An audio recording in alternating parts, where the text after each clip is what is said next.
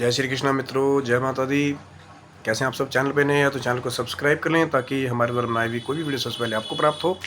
Like करें, share करें ताकि बाकी भी जो हमारे बंधुजन हैं वो वीडियो में दिखाए जाने वाले ज्ञान का लाभ उठा सकें।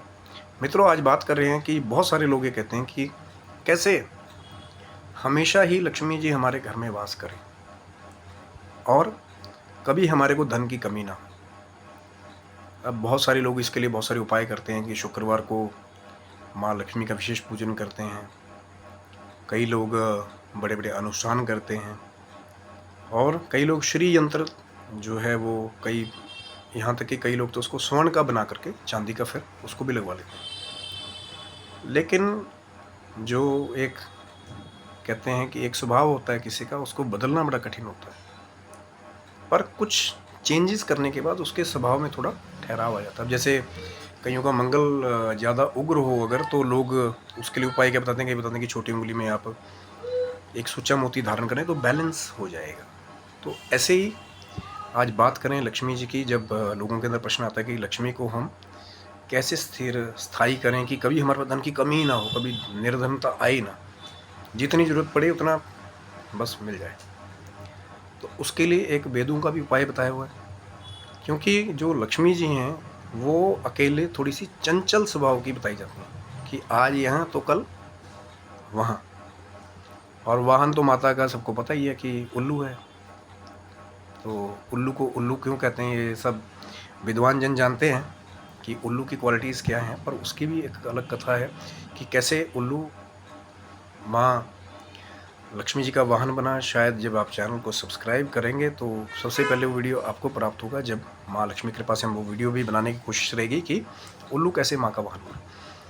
तो माँ लक्ष्मी जो है वो चंचल स्वरूप की, आज यहाँ कल वहाँ। अगर जैसे आप माँ लक्ष्मी बड़ी शांति प्रिय हैं, अगर ज़्यादा किसी घर में कलह होता हो, साफ सफाई ना होती हो और आराधना और भगवत नाम ना हो रहा हो, तो कई बार माँ लक्ष्मी उस स्थान को छोड़ देती हैं।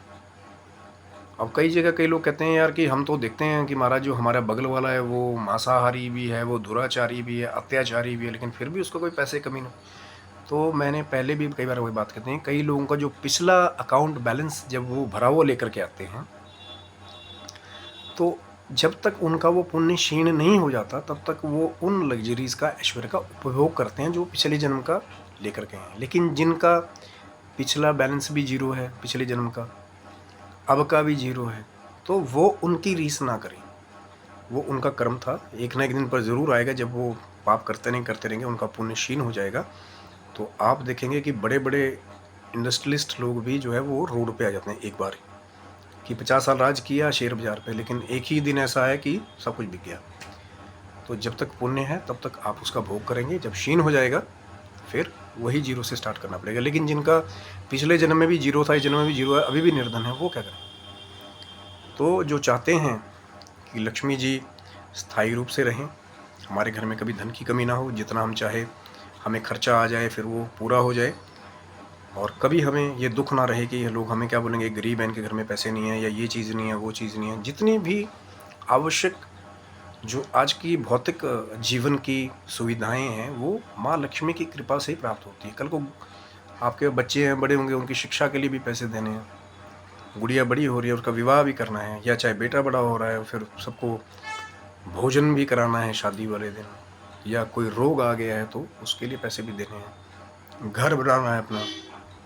सब भौतिक सुविधाएं जब माँ लक्ष्मी की कृपा हो जाती है। लेकिन मैंने जैसा कहा कि माँ लक्ष्मी चंचल स्वभाव की हैं, आज यहाँ है, अगर थोड़ी सी गलती हुई तो कल दूसरे घर में भी हो सकती है। तो अब वो प्रश्न उठता है कि कैसे माँ को स्थायी रूप से एक ही जगह बिठा लिया जाए कि माँ आपका घर छोड़ के ना जाए। एक तो वो कथा है जो धनतेरस के दिन की कथा है, वो किसी और वीडियो में शायद बात करेंगे कि कैसे भगवान विष्णु के आशीर्वाद से उन्होंने कहा कि जो वैसे पूजन करेगा धनतेरस के दिन तो माँ कभी उनका साथ छोड़ के नहीं जाएगी। लेकिन जो आम जन है उनके लिए वो चीज़ मैं बता दे रहा हूँ कि जब आप ठाकुर जी का और लक्ष्मी जी का इकट्ठे पूजन करते हैं घर में, जैसे जो लोग शालिग्राम जी, तुलसी जी को मैं पहले भी एक वीडियो में बात कर रहा था, शंख को इकट्ठे रखते हैं, माँ लक्ष्मी नारायण का इकट्ठा पूजन करते हैं, जैसे खास तिथि एकादशी आती है, और जो माँ लक्ष्मी के खास दिन शुक्रवार का दिन जैसे आता है, तो जो लक्ष्मी नारायण जी का इकट्ठा पूजन करते हैं, तो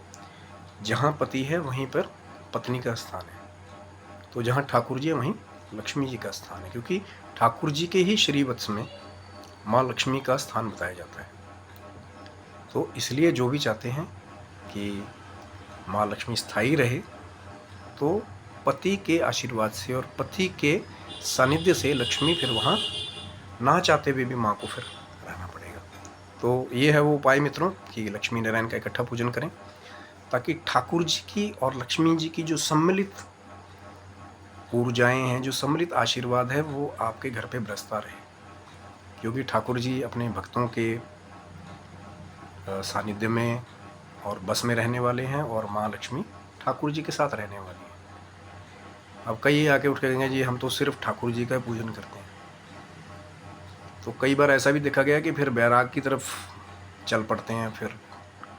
तो मैंने बहुत बार पहले भी कहा है कि जो श्री है, जब कृष्णा जी के साथ श्री लगता है या राम जी के साथ श्री लगता है, तो दोनों ही लाभ देते हैं, श्री ऐश्वर्य, और राम जी का नाम, कृष्णा जी का नाम भगवत प्राप्ति। तो दोनों ही चीज़ें हो जाती हैं कि आपकी गृहस्थी भी चलती रहती है और आपकी जो भगवत प्राप्ति, फिर आपका वो धन जो है, ऐसे भी लोग हमने देखे हैं कि जिनका अधिकतर धन जो है वो भगवत कार्यों में लगता है, कहीं भागवत कथा में लगता है, कहीं यज्ञों में लगता है, अनुष्ठानों में लगता है, फिर उनको हर एक चीज़ प्राप्त होती है। इसलिए मैं आपको बता रहा हूँ कि यदि आप चाहते हैं कि लक्ष्मी स्थायी रूप से सदा आपके पास रहे, तो लक्ष्मी नारायण का इकट्ठा पूजन करें। और एक मंत्र भी है वेद का, वो भी आपको बता देता हूँ एज ए टिप वीडियो में। ओम श्री लक्ष्मी नारायणाय नमः, सिंपल सा मंत्र है, कर सकते हैं तो करें। और कोई भी पूजन करने पहले गणेश जी का आराधन करें, ध्यान करें, उसके बाद कोई भी जप करें। तो आप स्वस्थ रहें, मस्त रहें, महालक्ष्मी और ठाकुर जी की कृपा सदा आपके घर पर बनी रहे और आप ऐश्वर्य से परिपूर्ण रहे। जय श्री कृष्णा, जय माता दी।